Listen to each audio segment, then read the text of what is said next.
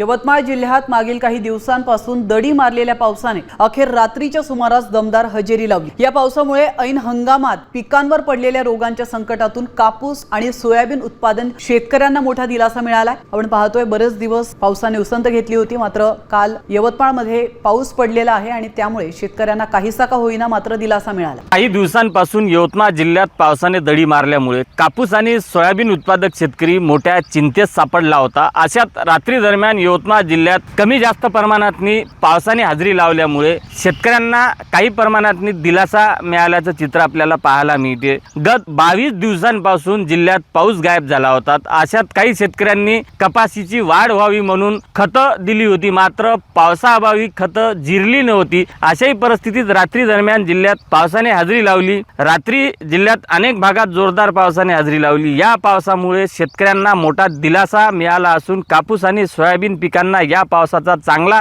फायदा होण्याची शक्यता वर्तवली जात आहे। आजच्या कृषी क्षेत्रातील मोठ्या बातम्या, शासनाच्या घोषणा, अनुदानातील बदल, खरेदी धोरणे आणि बाजारभावांमधील हालचाल सर्व काही तुम्ही पाहणार आहात या व्हिडिओच्या माध्यमातून। मराठवाड्यातील 1,32,000 शेतकऱ्यांना कर्जमुक्तीचा लाभ। पुण्यश्लोक अहिल्यादेवी होळकर कर्जमुक्ती योजना शासनाकडून सविस्तर ऑनलाईन आढावा। योजनेअंतर्गत लाभार्थ्यांचे एकूण 899 कोटी रुपयांचं कर्ज माफ करण्यात आलंय। पोर्टलवर 12,80,784 शेतकऱ्यांची माहिती नोंदवण्यात आली असून उर्वरित प्रमाणीकरणाचं काम सुरू आहे। नागपूर जिल्ह्यामध्ये पूरग्रस्त गावांच्या निधी वाटपामध्ये अन्याय, जलालखेड्यातील गावकऱ्यांमध्ये असंतोष। पुराचा फटका सोसूनही विकासाच्या निधीमध्ये दुर्लक्ष। नडखेड तालुक्यामधील पुनर्वसनासाठी शासनाने 32,35,30,000 रुपयांची तरतूद मंजूर केली। सर्वाधिक नुकसान झालेल्या गावाला केवळ 1,99,00,000 रुपये मिळाल्यामुळे स्थानिक रहिवाशांनी तीव्र नाराजी व्यक्त केली। सोलापूर जिल्ह्यामध्ये जलजीवन योजनेची कामे अपूर्ण, केंद्राकडे 4,800 कोटींची मागणी, मिळाली फक्त 900 कोटी रुपये। राज्यातील सुमारे 45,000 गावांमध्ये अपेक्षित अर्थसहाय्य न मिळाल्यामुळे नळ पाणी पुरवठ्याची कामे रखडलेली आहेत। स्थानिक पातळीवर निधी अभावी अनेक ठिकाणच्या पिण्याच्या पाण्याच्या योजना ठप्प पडल्यात। छत्रपती संभाजीनगर जिल्ह्यामध्ये पावसाच्या मोठ्या खंडानेच दुष्काळाचं सावट सरासरी ओलांडली, तरी सिल्लोड तालुका ताणलेला मका, तुऱ्यामध्ये, सोयाबीन, फुलोऱ्यामध्ये पावसाने दीर्घदांडी मारल्यामुळे जमिनीतील ओलावा वेगाने कमी होऊन पिकांना पाण्याचा ताण बसतोय। गेल्या काही दिवसात पुरेसा पाऊस न झाल्यामुळे पिकांचं उत्पादन मोठ्या प्रमाणात घटण्याची भीती व्यक्त करण्यात येते। वाशिम परिसरातील वाशिम जिल्ह्यातील 3 बॅरेजसाठी 455 कोटींच्या कर्ज सहाय्याला मंजुरी। नाबार्डच्या सहाय्याने प्रकल्प पूर्ण होणार, जलसंपदा विभागाचा शासन निर्णय। अपूर्ण सिंचन प्रकल्पांना गती देऊन शेतीला शाश्वत पाण्याचा आधार देण्यासाठी राज्य शासनाने हा निर्णय घेतलाय। 70 सावंगा, गोटा, शिवनी आणि बोरवा या 3 लहान प्रकल्पाचा यामध्ये समावेश आहे। अकोला जिल्ह्यातील तपासणी अहवाल कृषी आयुक्तालयाकडे पाठवला। नुकसान भरपाई कधी ठरणार? सोयाबीन बियाणे उगवले नाही, जिल्ह्यातील नुकसानग्रस्त शेतकऱ्यांचे लक्ष लागले। तक्रार निवारण समितीने केलेल्या पाहणीमध्ये 15,560 हेक्टर क्षेत्रावरील जमीन वाया गेल्याने निष्पन्न झाले। प्राप्त झालेल्या 10,382 अर्जांपैकी 9,994 प्रकरणांमध्ये तथ्य आढळल्यामुळे पुढील कारवाई प्रस्तावित केली जाणार आहे। गडचिरोली जिल्ह्यामध्ये अंत्योदय कार्डधारकांना साडीचं वाण, रक्षाबंधनला उवळली, आनंदाचा शिदा मात्र गायबच। जिल्ह्यातील 1,02,941 महिलांना लाभ मिळणार। सणाच्या पार्श्वभूमीवर पात्र महिलांना अधिकृत स्वस्त धान्य दुकानांमधून वस्त्र भेट दिलं जात आहे, मात्र डाळ, तेल आणि साखरेचा संच अचानक बंद झाल्यामुळे नागरिकांमधून विषम प्रतिक्रिया उमटत आहेत। आता 3 ऐवजी एकाच महिन्याचं धान्य मिळणार। ई-पॉस यंत्रणेतील तांत्रिक अडचणीमुळे बदल झालाय। एकत्र रेशन वितरित करताना उपकरणांमध्ये बिघाड होत असल्यामुळे शासनाने पूर्ववत पद्धत लागू केली। ठरवून दिलेल्या वेळेमध्ये अन्नधान्याची उचल न झाल्यास संबंधित जबाबदार अधिकाऱ्यांवर कारवाई केली जाईल।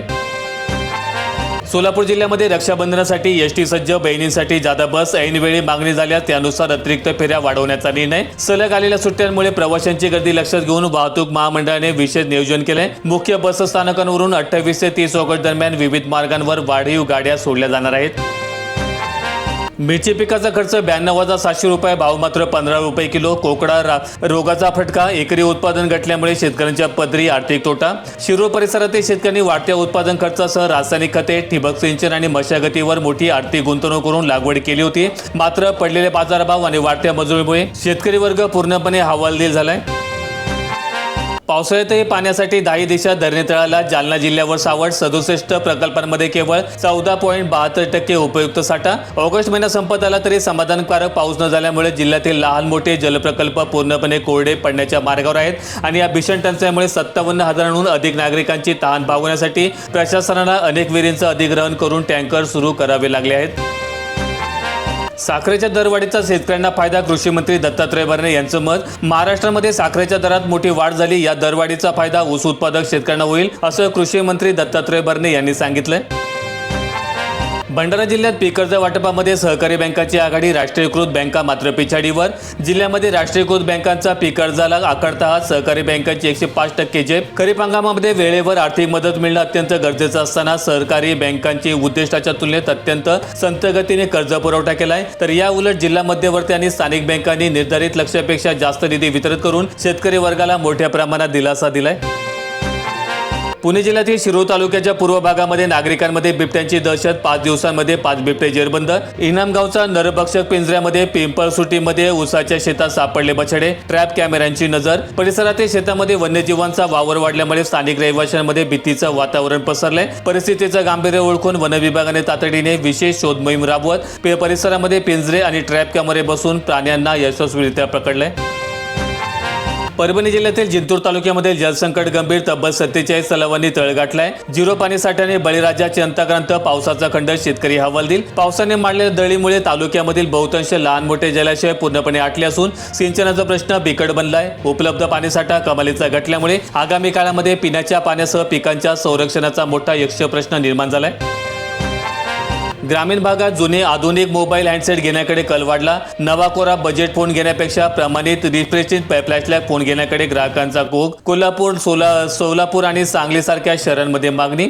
कमी बजेटमध्ये उत्कृष्ट फीचर, चांगला कॅमेरा आणि दमदार प्रोसेसर मिळवण्यासाठी ग्राहक वापरलेल्या उच्च दर्जाच्या उपकरणांना पसंती देत आहेत. सुलभ हप्ते आणि वॉरंटीची सोय असल्यामुळे निमशहरी आणि ग्रामीण भागातील तरुण वर्ग या बाजाराची व्याप्ती वेगाने विस्तारित होते. ग्राहकांसाठी मोठा झटका. सोन्याच्या किमतीमध्ये 19,000 रुपयांची वाढ. सोन्याच्या किमतीने मोडले आतापर्यंतचे सर्व रेकॉर्ड. MCX वर सोन्याच्या दरामध्ये मोठी तेजी नोंदवली असून ऑगस्टमध्ये भाव 19,000 वाढले. चांदी देखील महागली. डॉलरच्या कमजोरीमुळे सोन्याला आदर मिळत असून पुढील वाढीकडे गुंतवणूकदारांचं लक्ष लागलंय. येवला तालुक्यात ऐन पावसाळ्यात देखील 12 गावे आणि 23 वाड्यांना टँकरने पाणी. तहसीलदार महाजन यांनी केली टँकरग्रस्त गावांची पाहणी. विहिरी आणि बोरवेल कोरडे ठाक. पर्जन्यमान कमी असल्यामुळे परिसरातील भूजल पातळी खालावली असून नैसर्गिक पाण्याचे स्रोत पूर्णपणे कोरडे पडलेत. स्थानिक प्रशासनाने प्रत्यक्ष पाहणी करून नागरिकांची अडचण दूर करण्यासाठी वाहतुकीद्वारे नियमित पुरवठा सुरू ठेवण्याचा निर्णय घेतलाय. लोणंदच्या बाजारपेठेत कांद्याचा दर 60 रुपये. शेतकऱ्याला फायदा नाहीत. प्रति क्विंटल 3,850 रुपयांपर्यंतची भेट. ऐनवेळी झालेल्या दरवाढीमुळे ग्राहकांना अतिरिक्त खिशाला कात्री लागली. मात्र सुरुवातीलाच व्यापाऱ्यांनी कमी भावात माल खरेदी केल्यामुळे मूल उत्पादकांचं मोठ्या प्रमाणात आर्थिक नुकसान झालंय.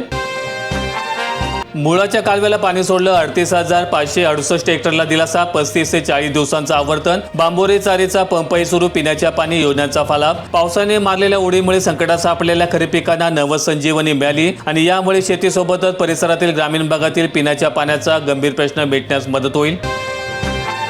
लासलगावी कांदा परिषदेमध्ये 8 ठराव मंजूर. शेतकऱ्यांच्या एकमत ठरवण्याची दखल न घेतल्यास जंत्रमंत्रवर तीव्र आंदोलनाचा इशारा. केंद्र सरकारच्या शेतकरी विरोधी धोरणांमुळे संतप्त झालेल्या उत्पादकांनी एकत्र येत तीव्र निषेध नोंदवलाय.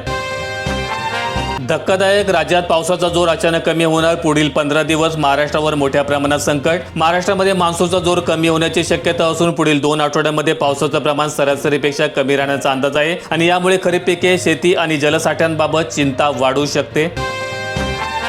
आता पर्यटन, लग्न, यात्रांसाठी एसटी महाग. प्रति किलोमीटर 11 रुपयांची वाढ. एसटी महामंडळाच्या प्रासंगिक कराराचं नवीन दर लागू. प्रवाशांच्या खिशामध्ये भर पडणार. इंधन दर वाढल्यामुळे निर्माण झालेला तोटा भरून काढण्यासाठी प्रशासनाने हा महत्त्वाचा निर्णय घेतलाय. या नवीन नियमांमुळे सण, उत्सव आणि कौटुंबिक सोहळ्यांसाठी गाड्या आरक्षित करणाऱ्या नागरिकांचं बजेट कोलमडणार आहे.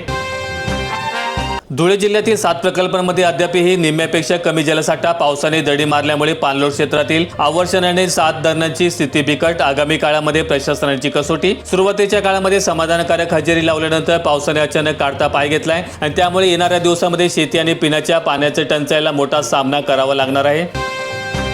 सर्दी खोकल्यावरील काही औषधे लहान मुलांना देण्यावर केंद्राची बंदी. पॅकेटवर इशारा ठळकपणे छापण्याचा आदेश. विशिष्ट रासायनिक घटकांमुळे बालकांच्या प्रकृतीवर विपरीत परिणाम होत असल्याचं तज्ज्ञांच्या अभ्यासातून समोर आले आणि या संभाव्य धोक्यापासून सुरक्षितता राखण्यासाठी सरकारनं हे महत्त्वाचं पाऊल उचललंय. व्हिडिओ आवडला असेल तर लाईक ठोका, शेअर करा आणि अशा दैनंदिन शेतकरी बातम्या अपडेट्स मिळवण्यासाठी सबस्क्राईब करून बेल आयकॉनचं बटन दाबा.